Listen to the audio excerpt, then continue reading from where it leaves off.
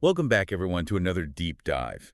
And this time, we're heading over to India, to the region of Braj, Ah, Braj. to explore a really fascinating concept, Yeah. which is Yeah. how the stories of Krishna's life Right. are kind of embedded in the actual geography of the region. It's also known as Vraja. Oh, okay, Vraja. And it's fascinating because it's not just a setting for the stories. Oh. It's almost an extension of him. Right. Each hill, each grove, even each bend in the Yamuna River seems to sort of echo with his presence.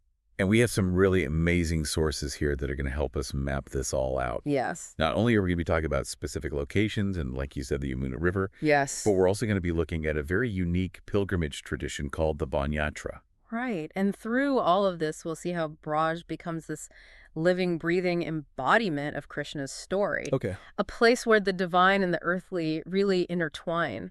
So when we talk about Braj as a sacred topography, for someone who's never heard that phrase before, what does that actually mean? It means that the very land itself is considered sacred, Okay. imbued with spiritual significance because of its connection to Krishna. Right. And it's not just a backdrop. Right. It's an active participant in the unfolding of his story.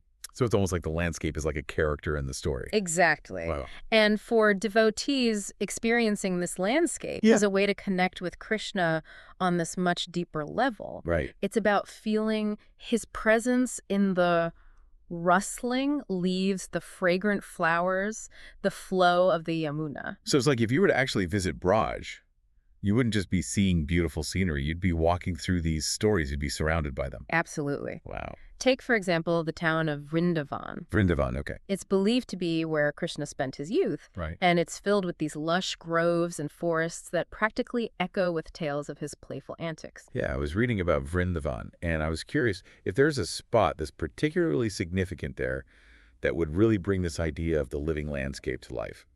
Oh, there are so many. Yeah. But if I had to choose one, I would say the Nidhivan. The Nidhivan, okay. It's this dense grove of trees, and it's said to be where Krishna would perform his Ras Leela every night. The Ras Leela. The divine dance with the gopis. That sounds incredible. It is. What's so special about the Nidhivan? Well, even today, locals believe that Krishna still visits the Nidhivan every night to dance with the gopis. Wow. And here's the fascinating part. No one is allowed to enter the grove after sunset. Really? Why not? It's considered too sacred, too intimate a space for humans to intrude upon. Even the monkeys that inhabit the area are said to leave the grove at sunset. Interesting. There's this sense of mystery and awe surrounding the Nidhivan, this belief that something truly magical happens there each night. So you're telling me that in the heart of this bustling town, there's this sacred grove where time kind of stands still and the divine dance of Krishna continues to unfold every night. It's a perfect example of how the landscape of Braj becomes a stage for Krishna's eternal presence. Wow. A place where the boundaries between the physical and the spiritual blur. That's incredible. Yes. So we've got Vrindavan, which is like this vibrant town pulsating with his youthful energy. Right. But what about people who are drawn to a different aspect of his story? You're talking about Mathura. We have Mathura, the place where Krishna was born. Yes. That's said to have a very different energy. Absolutely. Yeah. If Vrindavan is about Krishna's playful youth, Right. Mathura is about his heroic destiny. Okay. It's a place of awe and reverence where you can really feel the weight of history. And it's also where we see his role as a protector coming into play. Absolutely. Like when he subdues the serpent Kaliya, Right. who was poisoning the Yamuna. Right. So his actions in Mathura directly impact the Yamuna River. Well, it's more than just a river. It's a sacred entity, Right. deeply intertwined with Krishna's story. Yeah. In many ways, the Yamuna is the lifeblood of Braj, both literally and metaphorically. Yeah, it feels like the river itself is almost like a character in the story. I like that. Yeah. It's like a silent witness to all that unfolds. Yeah, silent witness. And it's a witness that connects all these different sites, Right. flowing through Vrindavan past Mathura, carrying with it the echoes of Krishna's presence. So I'm starting to see how this all fits together. We've got these specific locations, each representing a different part of his story. Yes. And then we have the Yamuna River weaving through it all, connecting them, binding them together. It's like a tapestry woven from stories, landscapes, and the sacred presence of Krishna. Okay. Yeah. And that brings us to another thread in that tapestry. Yes. Which is the Ban Yatra tradition. Right. Which seems to be all about experiencing these stories in a really tangible way. You could say that the Ban Yatra takes this idea of a living landscape to a whole new level. So tell me about the Ban Yatra. Yeah. What happens during this pilgrimage? Well, it's not just about visiting temples or offering prayers. Okay. It's about stepping into the story of Krishna, Okay. reliving his adventures, and feeling his presence in the very landscape where those stories took place. So it's like more interactive theater than a traditional pilgrimage. Exactly. Okay. Imagine joining a procession of devotees all dressed in these vibrant colors, Okay. singing devotional songs as they walk through the forests and the groves of Braj. It sounds like a really immersive experience. It is. They're not just observers. Right. They're active participants embodying the spirit of Krishna, Okay. reliving his adventures in the very places where they're said to have occurred. So what kind of adventures are we talking about? Right. Can you give me like a specific example of something that happens during the Ban Yatra? Of course, one of the most iconic moments is the reenactment of Krishna lifting Govardhan Hill. Ah, yes. I remember reading about that. That's where he lifts the entire hill to protect the people of Braj from this huge downpour sent by Indra, the Exactly. king of the gods. And during the Ban Yatra, devotees recreate this scene by building a small replica of Govardhan Hill out of food offerings. Okay. They then gather around singing and chanting as a young boy representing Krishna lifts this miniature hill. That's such a cool visual representation of the story. It is. It's not just about remembering it, it's about bringing it to life. It's about experiencing this story on this visceral level, feeling the weight of the hill, the joy of the celebration, the power of Krishna's protection. So by participating in these reenactments, by walking through those same landscapes, Right? are devotees essentially stepping back in time, reliving those ancient moments? You could say that, but it's more than just a historical reenactment. Okay. It's about connecting with the eternal essence of Krishna, Right. with the timeless themes of love, devotion, and divine play that his story embodies. Speaking of divine play, Uh-huh. I feel like we haven't talked enough about the Yamuna River yet. Right. It seems to be like the lifeblood of Braj, flowing through all these stories, connecting these sacred sites. You're right. The Yamuna is essential. It's not just a river. It's a sacred presence, almost a character in its own right. Right. There are so many stories about Krishna's interactions with the Yamuna. Yes. From his playful childhood games to his heroic feats like subduing the serpent Kalia. I imagine a boat ride down the Yamuna would be an incredible way to experience the landscape of Braj.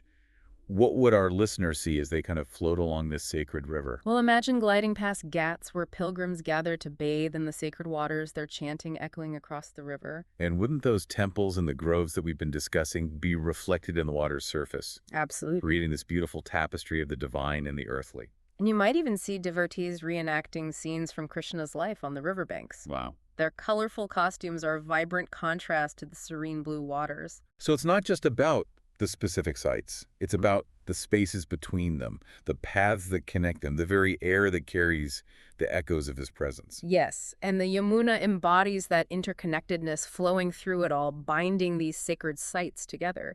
You could say that the river itself is a pilgrimage route, Okay. a way to trace the flow of Krishna's story through the landscape. That's a really beautiful way to put it. Yeah. So for someone who wants to experience this living landscape firsthand, Yes. where would you recommend they start? What's the one must-see spot in Braj? That's a tough question. It depends on what aspect of Krishna's story resonates most deeply with them. Okay, so let's play a game. If someone is drawn to the playful, mischievous side of Krishna, Right. where should they go? Without a doubt, I'd send them straight to Vrindavan, especially to the Nidhivan. Okay. It's a place where you can practically feel Krishna's youthful energy in the air. What about someone who's more drawn to, like, the heroic, awe-inspiring side of Krishna? Then Mathura is a must-visit. It's where you can connect with Krishna's power and his role as protector. And for someone who wants to experience the interconnectedness of it all, to feel the pulse of Braj kind of flowing through them. Then a journey along the Yamuna River is the perfect pilgrimage. So no matter what aspect of Krishna's story you're drawn to, there's a place for you in Braj. And that's the beauty of it. Braj is not just a collection of sites. It's a living, breathing landscape that offers this multifaceted experience of Krishna, Okay. a way to connect with the divine through the physical world. And what does that mean for those of us who might never have the opportunity to visit Braj? Yes. Why should we care about this idea of a landscape that's imbued with stories? That's a wonderful question. I think the Krishna landscape offers us a valuable lesson about the power of stories to shape our understanding of the world around us. It's so interesting. We often think of geography as something fixed objective, just mountains and rivers and valleys. Right. But in Braj, geography becomes fluid, almost mythical. Yes, the landscape is constantly being reshaped and redefined by the stories that are told about it. Right. And those stories, in turn, become part of the landscape itself. So it's like this continuous feedback loop Exactly. where the stories shape the land and the land shapes the stories. And in Braj, every element of the landscape, from the trees and the hills to the river and the very air, is infused with meaning, with the presence of Krishna because of those stories. And that's why traditions like the Ban Yatra are so powerful. It's not just a physical journey. It's a journey into the heart of those stories, a way to make them come alive. Precisely by walking those paths, by reenacting those scenes, devotees are essentially embodying those stories, weaving them into the fabric of their own lives. It's like stepping into this living, breathing myth. And in doing so, those myths become more than just stories. They become a lived reality, a source of deep spiritual connection and joy. But this isn't just limited to Braj, is it? Right. Don't we all live in landscapes that have been shaped by stories? You're absolutely right. Think about the places that hold meaning for you, your childhood home, a favorite park, a city you've always dreamed of visiting. Right. Each of those places is more than just a physical location. Yeah. It's a repository of stories, memories, and associations that shape how you experience it. So even if we've never been to Braj, we can all relate to this idea of a landscape imbued with meaning. We all have our own Brajas, Right. our own places where the stories we tell ourselves intertwine with the physical world to create something truly special. That's a really powerful thought. So as we wrap up this deep dive into the Krishna landscape, Yes. I'm left with this lingering question for our listener. What stories shape your landscape?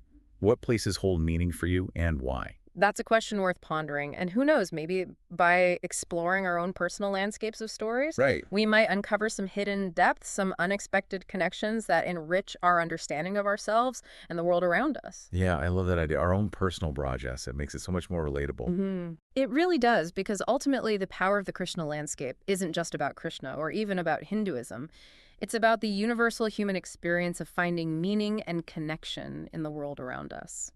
Yeah, it's about how stories can transform a simple geographical location into something sacred, something that resonates with our deepest beliefs and aspirations. And it reminds us that we all have the power to do the same, to imbue our own landscapes with meaning, to create our own sacred spaces. So as we wrap up this deep dive into the Krishna landscape, I'm left with thought. Yes. If the landscape of Braj is essentially a living, breathing map of Krishna's story, what does that say about the power of storytelling itself? That's a profound question. I think it suggests that stories are more than just entertainment. They're a way for us to make sense of the world, to connect with something larger than ourselves, and to pass on our values and beliefs to future generations. It's like those stories become part of our collective memory. They shape our identity and how we see the world. Exactly, and just like the landscape of Braj continues to inspire and uplift devotees centuries after Krishna's time, the stories we tell today have the potential to shape the hearts and minds of people for generations to come. So in a way, we're all storytellers, shaping our own landscapes and leaving our mark on the world through the narratives we create and share. I think that's a beautiful way to put it, and I encourage our listeners to embrace their role as a storyteller, to find those places where the landscape whispers to their soul, and to share those stories with the world. That's a fantastic note to end on. Thanks for joining me on this incredible journey through the Krishna landscape. It's been an eye-opening experience. It was my pleasure, and I hope our listeners will continue to explore the fascinating ways in which stories and landscapes intertwine to create meaning and wonder in our lives.